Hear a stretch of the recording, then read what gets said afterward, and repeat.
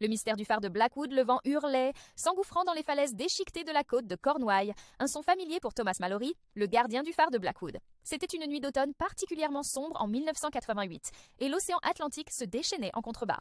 Thomas, un homme taciturne avec des yeux d'un bleu profond qui avait vu trop de tempêtes, était seul dans le phare depuis la relève de son assistant, un jeune homme plein d'entrain nommé Liam O'Connell.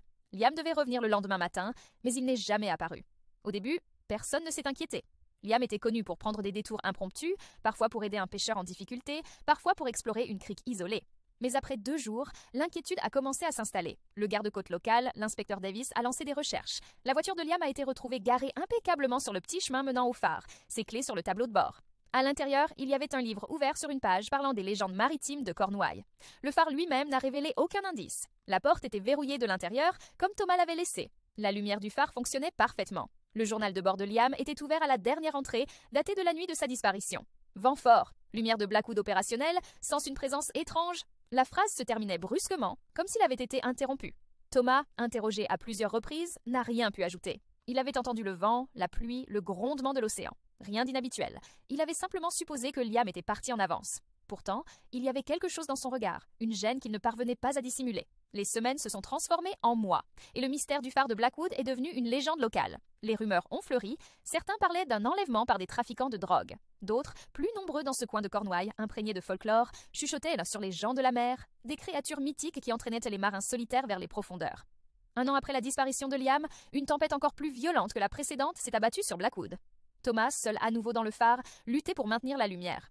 Au plus fort de la tempête, un éclair a frappé la lentille du phare, la brisant en 1000 morceaux. Le phare est devenu aveugle. Dans le chaos, Thomas a entendu un chant ancien, mélancolique, semblant venir de l'océan lui-même, mais avec une clarté troublante, comme s'il était juste à côté de lui. En se retournant, il a vu une silhouette indistincte, lumineuse, flottant juste devant la fenêtre brisée du phare. Elle était éthérée, presque transparente, mais il pouvait discerner des traits, des cheveux mouillés et des yeux d'un vert profond. Et dans ses mains, elle tenait un objet. Le livre de légendes maritimes de Liam. La silhouette a levé le livre, le montrant à Thomas, puis l'a laissé tomber. Le livre est passé à travers la fenêtre brisée et a atterri sur le sol du phare. En le ramassant, Thomas a vu que la page ouverte était celle que Liam lisait. L'histoire du fantôme du gardien solitaire. Un ancien gardien de phare qui, dit-on, avait disparu en mer 1 siècle plus tôt et dont l'esprit était condamné à errer près de son phare. Lorsque Thomas a relevé les yeux, la silhouette avait disparu, ne laissant derrière elle que le bruit de la tempête.